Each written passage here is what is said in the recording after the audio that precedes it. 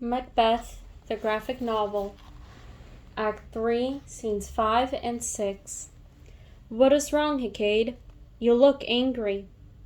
Have I not a reason, you imputed hags? How dare you riddle with Macbeth? I am your mistress, the source of your powers, the secret engineer of your evils. Why was I never called upon to play my part or demonstrate the glory of my powers? And what's worse, you've done all this for a spoiled child, full of wrath and spite, who, like all men, acts only for himself and not for you. And yet you may make amends to me? Be gone now, and tomorrow morning meet me at the Hell River, Echeron. Macbeth will come there to learn his destiny. Bring your cauldrons and your spells, your charms and everything else. I will now take to the air to spend this night crafting disaster and doom. Great events will strike before noon. Upon the corner of the moon there hangs a celestial drop of liquid. I'll catch it before it falls. When distilled by my magic, it will produce illusions to fool Macbeth, drawing him deeper into his own destruction. He will think himself greater than fate. He will mock death and think himself above wisdom, grace, and fear. And as you all know, confidence is mankind's greatest enemy. Listen, I am called. My little spirit sits on a foggy cloud, waiting for me. Come, let's make haste. She'll soon be back again. Scene 6. It seems we are the same mind, therefore you may draw your own conclusions. All I can say is that something strange is happening.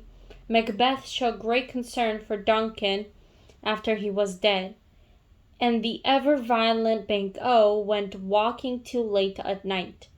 If you like, you might assume that Fleance killed him, since he has fled the scene of the crime. Clearly, men should avoid leaving their houses too late at night. And who can help thinking how monstrous it was for Malcolm and Donalbain to kill their gracious father?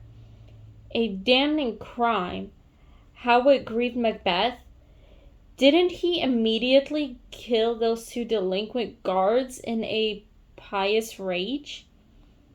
Wasn't that noble of him? Yes, and wise too, for we all would have been outraged to hear those two deny their crime.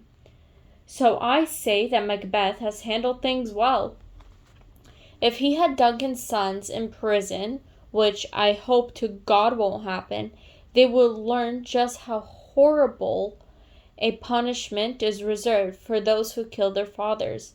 As with Fleance. But enough of that. I hear that Macduff is out of the tyrant's favor, since he speaks his mind too plainly and failed to appear at the feast. Sir, do you know where he hides himself?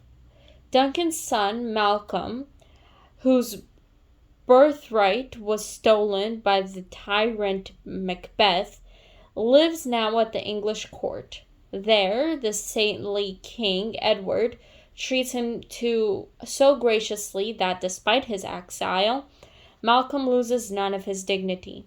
Macduff has gone to England to ask Holy King Edward for aid. He wishes to form an alliance with the people of Northumberland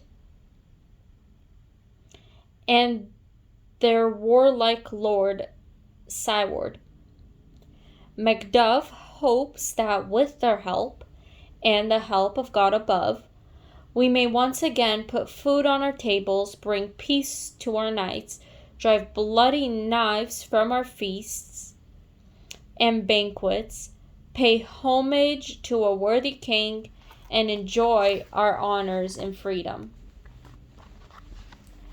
Our people yearn for all of this. Macbeth hears this news, and it has angered him to the point of war. Has he sent for Macduff and commanded him to return to Scotland?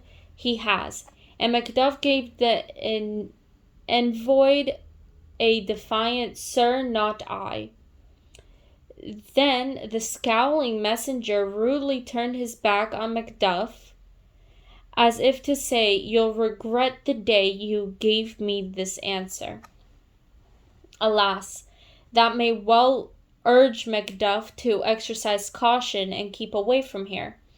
Oh, I wish some holy angel will fly to the court of England and tell Macduff that he must return quickly, for his country suffers under the cursed hand of a tyrant. I'll send my prayers with him.